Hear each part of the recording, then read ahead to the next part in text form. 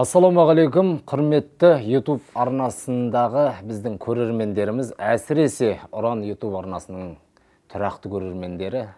Біздер әдеттегідей өз жұмысымызды жалғастырамыз, және бүгінгі біздің тақырыбымыз осы жуырда ғана өткен референдум, яғни елімізде атом электростанциясын салу-салмау мәселесіне қатысты президенттің көтерген мәселесін референдум арқылы, дауыс салу арқылы демократиялық үрдісте шешім қабылдау. Референдум өтті, халықтың басым көпшілігі дауыс берді, және де президенттің позициясын қолдады деп жатыр. Әлеуметтік желі бар, телеарналар, газеттер, басқасы. Ал енді жалпы сол референдум елде, әсіресе біздің өңірде қалай өтті, осы сұрақты қою үшін біз арнайы қонағымыз шақырған болатынбыз. Әділ Тауфиқұлы Жоламанов, Батыс Қазақстан облысы аумақтық сайлау комиссиясының төрағасы. Қош келдіңіз аға. Рахмет. Қалдеріңіз қалай? Енді референдум бір үлкен саяси науқан ғой, саяси шара.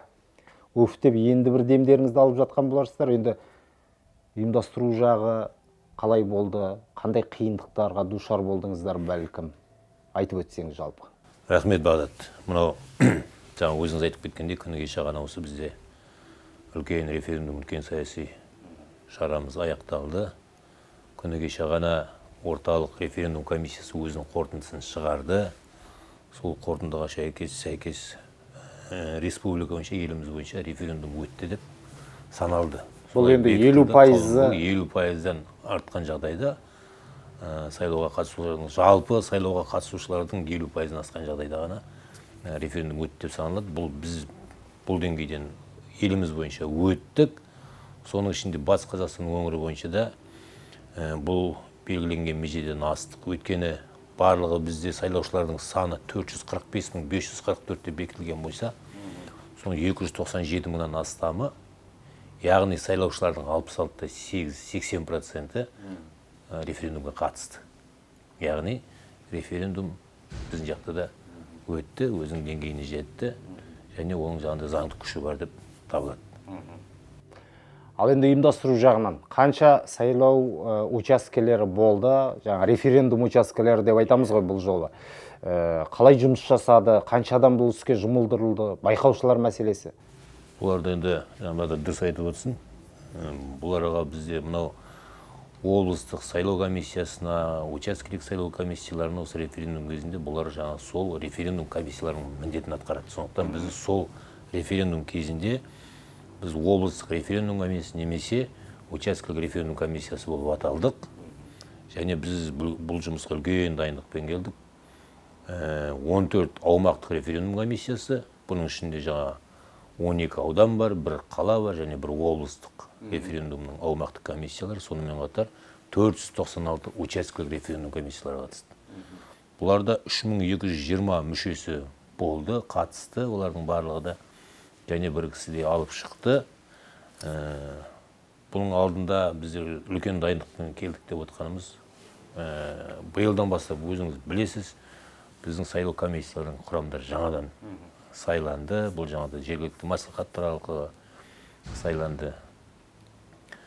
Қиындық келтірген мәселе осы біздің комиссиялардағы мүшелердің саны 45%-ға жаңарды. Сондықтан біздерге мынау оқыту, дайындау жұмыстарын күшейтуге тура келді.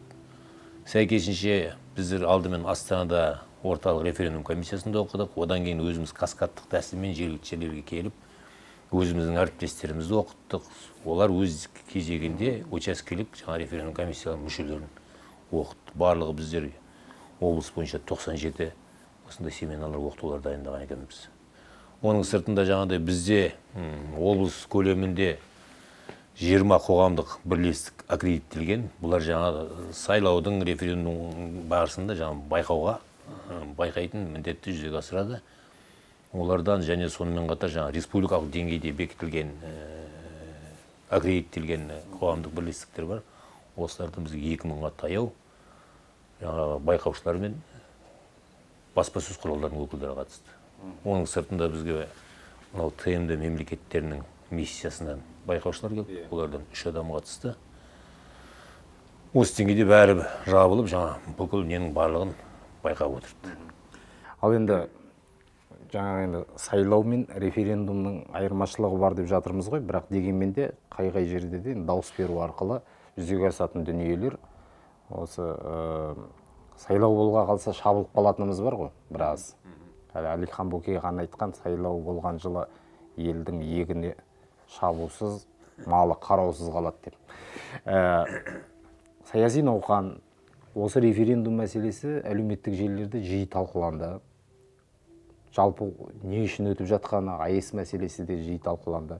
Біреулер дұрыс деп жатты, біреулер бұрыс деп жатты. Көп жағдайда жаңағы халықтың тарапынан болған негативтердің дені осы сайлаудың әділ өтуінде, референдумның әділ өтуінде болды деп ойлайсыз ба? Көп жағдайда қалай ойлайсыз? Бұл жерде әлде мәселе бөлек деме? Сұрағыңыз дұрыс. Жалпы мына референдум мен сайлаудың айырмашылығына келек. Референдум дегеніміз бұл енді жалпы республиканың өміріндегі елеулі бір оқиға байланысты ұйымдастырылатын қабылданатын шешім, халықпен кездесу арқылы немесе парламенттің жаңағыдай президентке ұсыну арқылы. Оны президент өзі де жаңа референдум өткізбей, оны өткізуге де өзінің тікелей өз шешім қабылдауына құқығы бар. Құзыреті жетеді. Алайда бізде халық еститін үкімет деген тұжырымдаманы енгізілгені бірталай ол бір-екі жылдан астам уақыт өтті. Осыған байланысты бұл құр сөз емес екенін президент көрсетіп, халықтың талқысына салу бағытында осы референдум тағайындады. Яғни іспен дәлелдеу, демократиялық үрдіске көшкеніміз. Демократиялық үрдіске көшкен нышаны бұл. Көрсетіп, бұл тек құр сөз емес, барлығы да осындай елеулі оқиғалар республика өмірінде бет тұрыстар, жаңа осылай. Бұның алдында бізде 3 референдум өтті. Бұл 4-ші. Оның алғашқысы мысалы елбасының жаңа ары қарай құзыретін жоғарылату болды. Одан кейінгі нелер мына конституцияға байланысты болды. Бұл енді негізі бұрыннан бар нәрсе. Біз енді 4-ші рет өткізіп отыр дедік. Бұл енді АЭС салынуға, атом электр станциясын салуға байланысты мәселе негізі халықтың тарапынан көптеген сан-шаққа жүгіріп әртүрлі пікірлер. Оны жоққа ешкім шығара алмайды. Бірақ енді көп адамдардың қолдағанын да көрдік, кері пікір айтқандарын да көрдік. Мына көп халықтың кейбір түсінбейтін мәселелер өйткені мына тиісті ақпараттардың жетпеуінен.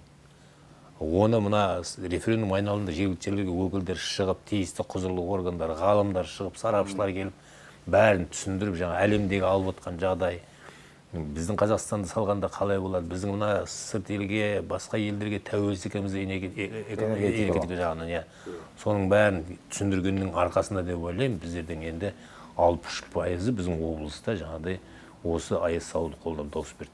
Бұл да нәтиже ғой дейсіз. Ал енді жақсы нәтиже. Ал енді ақпараттандыру жағына келгенде жаңа сөзіңіздің жаны бар, халық бірден түсіне қоймады ғой. Оны түсіндіру керек болды. Басында алып қашпа сөздер көп болды. Оны енді біреулер айтады, енді пікірлер түрлі қалыптасты ғой, жаңағы біреулер алып қашпа әңгіме ретінде айтады, жаңағы осы тұсты пайдаланып, кейбір адамдар өзіне жаңағы ұпай жинады. Оған ондай жағдайда болды ғой, Ондай жағдайлар енді болды деп мен дәл анық айта алмайын да, дегенмен мына әлеуметтік желідегі әлі күнге шейін толастамай жатқан пікірлерді кейде оқып қаласың. Осындай нелерде мына кеше нағыз осы референдум өтіп жатқан кезінде де ондай бірнеше мәселеге біздер көзіміз жетті де, көрдік де. Үлкен науқан болғасын, барлық 496 комиссия, жаңа айттым ғой, 3000 үстінде біздің комиссия мүшелері жұмыс істеді. Біреу болмаса адам баласы пенде ғой, қателеседі, кейде мынау заңнан шатасып кетем ба деп қорқып, абыржып, одан шатасады. Сондай мәселелерді кейде болды. Тырнақ астынан кіріз дегенде солардың бәрін дабырайтып көрсеткізгендер болды. Алайда оның да сыртында нақты орын алған фактор болғанын жасырмаймын. Бірақ оның барлығы да мына біздің референдум өтті деген немесе қабылдаған шешімге өзінің бір нәтижесін немесе кері әсерін тигізетіндей емес.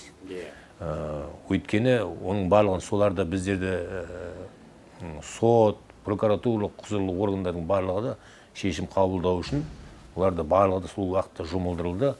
Кез келген фактыны олар тексерді, жаңағыдай не болғаннан. Бірде-бір учаскеде акт толтырылған жоқ. Егер нағыз бұзақылық болып, заң бұзушылық болып не істейтін болса, онда акт толтырылып, сотқа жолданатын еді. Осыны қойын деп отырғам, жалпы мына Батыс Қазақстан облысы бойынша жаңа учаскелердің біреуінде де заң бұзушылық оғаш қылықтар көрсетілген жоқ. Былай ескертулер нелер айтылғанмен, былай ұсақ түйек мәселелер бойынша болды.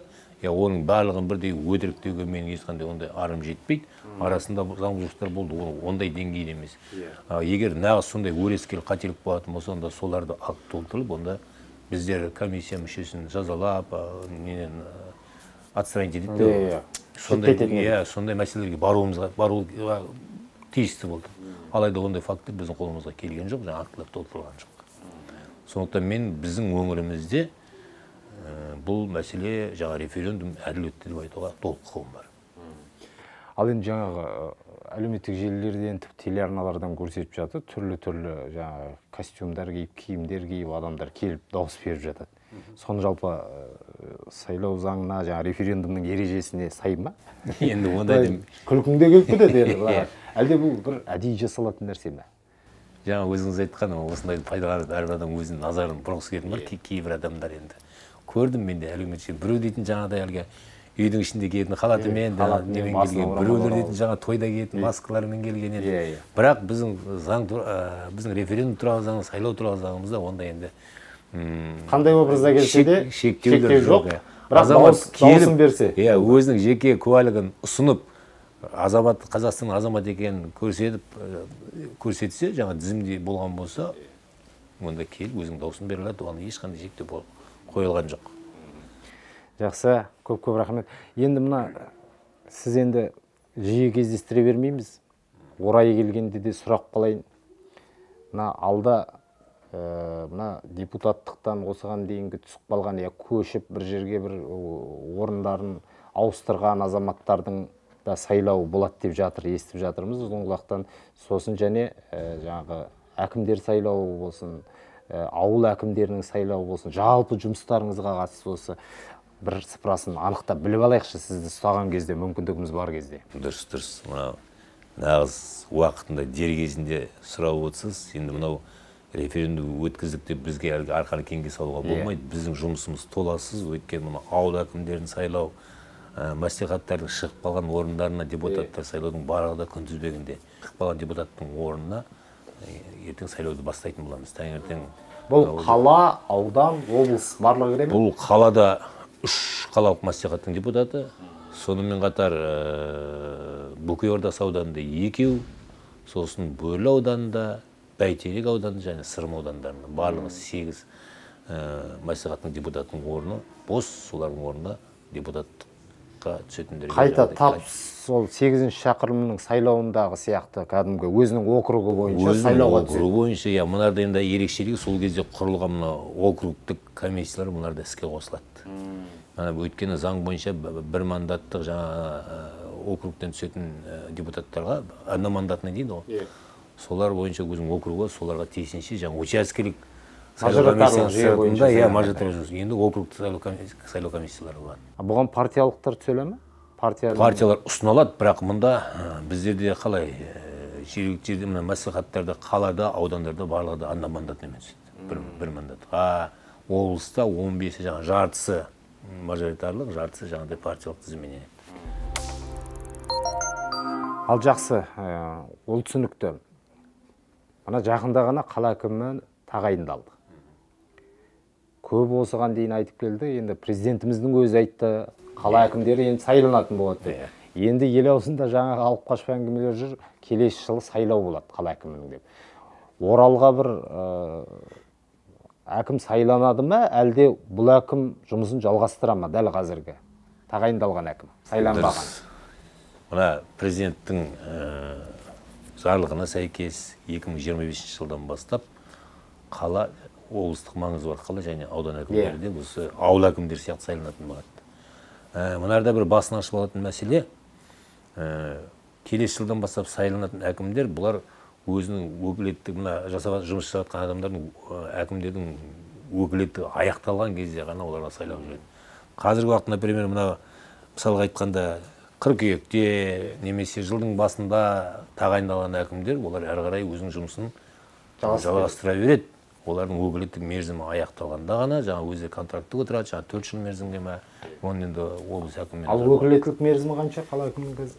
бұрын енді мен өзім істегенде 4 жыл болды, енді қазір сол деңгейде болар. Енді бірақ ол контракт кез келген уақытта бұзылады. Ол дейтін әкім дейтін басқа жұмысқа ауысып кетеді. Денсаулық жағдайын өмір ғой, өмір болсын әртүрлі жағдай болады. Бірақ негізгі берілетін сол. Ал енді бұл әкім әзірге тұрақтайды деп көрермендерімізді, біздің әлеуметтік желінің пайдаланушыларды айта аламыз, жұмысын жалғастыра береді. Қаланың әкімін айтып отырсыз. Иә, қаланың әкімі. Қазір көп жағдайда қызықтыратын жұртты қаланың әкімі. Көп жағдайда қызықтыратын қаланың әкімі, бірақ енді оның барлығын халық дұрыс түсіну үшін айтайын. Күні кеше тағайындалған әкім, оның енді қанша уақытқа ол контракты отырған білмеймін. Оның өкілеттік мерзімі аяқталғаннан кейін ғана ол сайлауға түседі. Бірден ертең 2025 жыл болды, март болды, сайлаймыз деген ондай әңгіме жоқ. Яғни 25 деп айтса, сол 25-те сайлау болады деген сөз емес дейсіз ғой. Жоқ. Ал енді сайлауға қатысты, жалпы енді білеміз, халықтың бір сайлау дегенде көп жағдайда пікір сан-саққа бөлініп кететінін де білеміз. Жалпы жаңа Қазақстан деген сөз жиі айтатын болдық қой. Жаңа Қазақстанның сайлау жүйесі қаншалықты жаңағыдай әділ деп есептейсіз өзіңіздің атыңызға сай? Және бәлкім бір құрылымында, жүйесінде бір өзгерістер болған болар. Мысалға, бұрынға қарағанда басқашалау деп.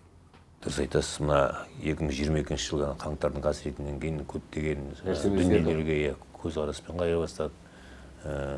Президент өзінің жаңағыдай саясатын тіке әрі қарай жалғастырды, бұдан да күш алып, не істеп, жаңа осы бұрынғы жіберген қателіктерге тоқталып, соның салдары ма, себебі деп айтамыз ба, орталық сайлау комиссиясында басшылығы өзгеріп, қазір дейтін мүлдем жаңа қырынан танылды. Жаңа формат. Жаңа форматта жұмыс істей бастады. Бұның бір алғашқы нышаны деп айтқанда, енді орталық сайлау комиссиясында 7 мүшесі сол күйінде аппараты бар. Енді облыстарда немесе аудандарда бұрын дейтін тек сайлау кезінде жиналатын еді.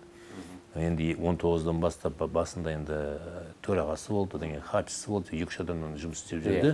Және тек сайлау науқандары ғана кезінде. Сайлау науқаны кезінде ғана жұмыс істеді. Енді 2023 жылдан бастап облыстық сайлау комиссиясы тұрақты түрде жұмыс істейтін, кәсіби негізде жұмыс істейтін 7 адамнан тұрақты жұмыс істей бастады. Ал енді аудандарда комиссияның төрағасы, оның орынбасары және хатшысы кәсіби түрде жұмыс істейді. Бұлар уже тұрақты негізде жұмыс істейді, уже баяғыдай жүріп келіп емес, жүрдім бардым ондай не жоқ.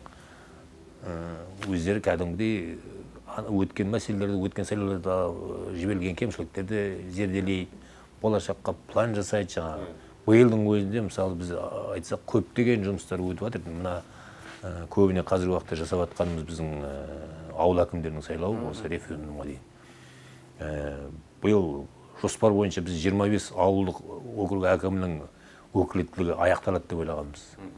Және ол сол күйінде келе жатыр, бірақ оның сыртында қосымша 16 ауылдық округтың әкімі жоспарсыз, яғни мерзімінің бұрын өкілетті аяқталуына байланысты солар қосылды. Биыл тек қана биылдың өзінде біз 41 ауылдық округ әкімінің сайлауын өткіземіз.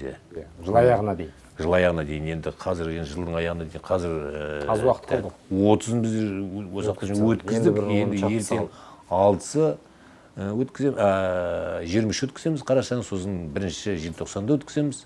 Оның ішінде қазір мына қаланың ішінде қаланың халқын көбіне сол қызықтырады. Үлкен орын алатын Зашаған кентінің әкімінде осы сайлауда көретін басы жаңадан. Аққали ағамыз кетіп жатыр ма орнынан? Аққали ағамыз қайтып келіп, оны халық шешеді ғой. Сайлау арқылы. Иә, ол да дұрыс. Жалпы мына бұрынғы жүйе бойынша енді көп жағдайда тағайындау болды, иә? Бір әкім тағайындайды, жергілікті атқарушы биліктегі. Енді өңір басшыларын президент тағайындайды. Ендігі кезекте мына сайлаудың халыққа берері, яғни ауыл әкімдері деп жаңа жатсыз, елдің ортасынан шыққан, елге сыйлы, халық сенетін беделді адамдар билікке қарай ұмтылып бастады. Енді бір жерлерде отырып жатқан бұларымыз, енді барлығы бірдей мемлекеттік жүйе, басқару жүйесін білетін адамдар деп те айта алмаймыз ғой. Мысалға, бір жерлерден тамадалар түсіп кетіп жатыр дейді мысалға, да? Енді ол дұрыс, енді әркім өзінің қалауы. Бірақ қандай серпін береді осы сайлау жүйесі ертең мемлекетіміздің одан әрі дамуына? Әлеуметтік, экономикалық және. Кез келген адам жүгіріп келіп әкім боламын деген сөз ол дұрыс емес. Оны да қарау керек. Оларға қойылатын біліктілік талаптары бар. Ауыл әкім кім бола алады? оның қызметтік мемлекеттік қызметке қоятын талаптар бар. Оның арнайы Тәжірибесі білім болу болу керек, стаж дейді, қазір өтіл дейді. Сондайлардың бәрін елеп екшегеннен кейін ғана барып, сондай сайлауға түсуге құқықтары бар. Енді жаңа мен ылғи да айтып жүрмін, негізі мына зерделеп келгенде өзіміздің ойым ғой, жеке пікірім, бұл енді негізі жергілікті жерде кадрлық мәселемен аудан әкімдері, ауыл әкімдері айналысса, жаңа сол елдің, сол ауылдың болашақта осы ауылды басқаралдау артынан адам ертеледі ау деген қолынан іс келетін азаматтар жайлап жаңа белгілі бір мемлекеттік қызметтің немесе бір басшылық қызметтің баспалдақтарын өткізіп дайындаған жақсы. Әйтпесе екінің бірін алып келеді деген кейде халықтың тарапынан түсінбестік те болады. Мынау керемет қой, бұны неге әкім болмаймыз дейді. Ол белгілі бір жерде іскер де болуы мүмкін, но оған басқа да жұмыстар бар. Ол тек өне бойы жаңағыдай әлгі көбінде біз жаңа көктемде су тасқыны болды, сол кезде бізде жетекшілер, лидерлер көрді. Но алайда кейбірінің біздер де жақсы көріп тұр, оның сайлауға түскен, оның жаңа халық қалаған, немесе халық өз не істеп жатыр. Бірақ ол жаңа біліктілік талаптарына сәйкес келмей қалады. Немесе білімі келмейді, немесе өтілі келмейді, стажы. Біреу әдемі сөйлеуі мүмкін, бірақ іске келгенде оңдырмай қалады. Ондай да мәселелер бар. Жаңадай әдемі айтып, жаңа жасап жатқан әкімді сынап, мен болсам бүйтер едім деген әкімдерде бар. Содан кейін өз әкім болып сайланғаннан кейін бір жылға жетпесе, немесе бір айдан кейін де мен бұндай жұмыс керек емес, құрсын деп айтып жатқандар да бар ондайлар. Жасыратын жоқ дейсіз ғой. Ал соны ғана жаңа сұрайын деп жатырған. Енді біраз сайлау өтіп кетті ғой ауыл әкімдеріне қатысты. Нәтижелеріміз қалай болып жатыр жалпы? Бір өздеріңізде бір жаңа есеп жүре ме? Мысалға мынандай осынша ауыл әкімі жұмысынан өзі босады, я болмаса бас тартты деген сияқты қиыншылықтарды көтере алмады ма, басқа мәселелер. Я болмаса жаңағы өзіне жүктелген міндеттерді сайлаушылар тарапынан бір болу мүмкін ғой, наразылық. Біз сайлап едік, көңілімізден шықпай жатыр деген сияқты. Ондайлар енді білмеймін, ондайлар болатын да болар, бірақ енді бізге әлі өз арызымен босат деп оларға халықтың наразылығымен болды ма, ол жағынан ондай ақпараттар мәліметтер келмейді. Бірақ енді еміс-еміс енді пендеміз ауылдың ішінде қалады. Естіп қаласың, кейде бір әкімнің несіне наразы болып жатады, ол енді әкімнің жұмысын түсінбегендік па, или әкім өзінің жасап жатқан жұмысына хабардар қылып отырмағасын ба, ондай келіспеушіліктер бар. Оның барлығы да енді бірде кетіп қалды, немесе оның бәріне әкім сайлайды деген ондай нелер жоқ ондай енді. Жаңа жергілікті атқарушы билікке барған адамның да жаңағы шаруашылықтан, кәсіптен бір хабары болып, елді тек құр сөзбен еш нәрсені тындырмаймыз. Одан бөлек бюджетін нақтылау керек, қай салаға нені жұмсау керек. Жалпы енді сол әкімдеріміз сайланғаннан кейін олардың бір біліктіліктерін арттыратын бір оқыту жұмыстары қаралған ба? Бар, ондай қазір мына мемлекеттік қызмет істері агенттігінің жанынан ашылған бар бізде мемлекеттік оқыту орталығы. Сонан әдейі дайындайды, жаңадан сайланған әкімдердің барлығын оқытады, ол өзінің жоспары бар, бағдарламасы бар, оның бәрі бірдей. Ал енді сайландың ғой, барып жұмыс істе деп айтпайды ешкімге, оны тәрбиелейді. Ол мемлекет жаңа қаржы бөлінеді, іс-сапар шығындары, оқыту шығындары бәрі де төленіп мемлекет тарапынан оқытылады, дайындалады, содан кейін барып жібереді. Ал енді көпе-көрінеу әлгі халық сайлады, бара ғой деп ешкім айтпайды. Сондықтан ол енді қарау керек ол мәселеге. Негізі кадр саясатына көп көңіл бөліну керек. Жақсы, енді негізгі сауалдарымызға жауап алдық деп есептейміз. Үлкен бір саяси науқанды абыроймен алып шықтыңыздар. Сіздерге де оңай болмағанын білеміз.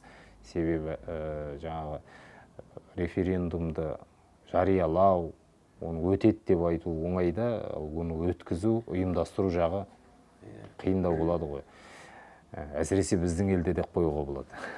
Бірақ жаңағы айтқан, өзіңіз айттыңыз ғой, барлығы уақытымен деп. Сайлау жүйесі еніп жатыр, біртіндеп ауыл әкімдерінен бастап, мінекей қала әкімдеріне де келдік. Президент осыған дейін айтқан жоспарларын, реформаларын жалпы жүзеге асырып жатыр. Сол қуантады. Бірінші мәселе.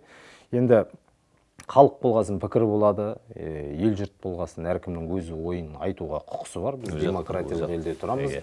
Олармен де есептесуіміз керек, олармен де санасуымыз керек деген сияқты. Бірақ ең негізгі әрбір сайлаушының да, әрбір жалпы қазақстандық азаматтың да жүрегінің ішінде негізгі мәселе елдік мәселесі болды. Сол ғой. яғни бір елде бір тудың астындамыз, қалай дегенде де бір-бірімізді демемей, бір-бірімізге бағыт көрсетіп, көмек көрсетпегенде еш нәрсе оңбейді деген түсінік қой. Бұл енді жеке менің пікірім, құрметті біздің әлеуметтік желіні пайдаланушылар. Әділ Тауфиқұлы, көп-көп рахмет. Жұмыстарыңыз жемісті болсын. Осынша уақыт бөліп келгеніңізге рахмет. Құрметті Ұран YouTube арнасының көрермендері, әлеуметтік желіні пайдаланушылар, біздер енді бүгін референдумға да қатысты айттық. Өңірлік аймақтық сайлау комиссиясының төрағасы Әділ Тауфиқұлымен және де алдағы өтетін әкімдердің де сайлауына қатысты сұрақ қалдық, себебі сәті келіп тұрды. Ең бастысы, әркім өзінің таңдауын дұрыс жасап, қоғамдық өмірге, саяси өмірге араласып, өзінің азаматтық позициясын ұстанған мемлекетте қашанда ауызбіршілік болады. Әлбетте солай бола бергей, әлде алда талай сынақтар, талай сайлаулар күтіп тұрған бұлар. Тек ең бастысы елдің тыныштығы мен жұрттың амандығы болып, бас біріктіру мақсатында болашаққа бағыт алайық. Аман болайық, келесі кездескенше.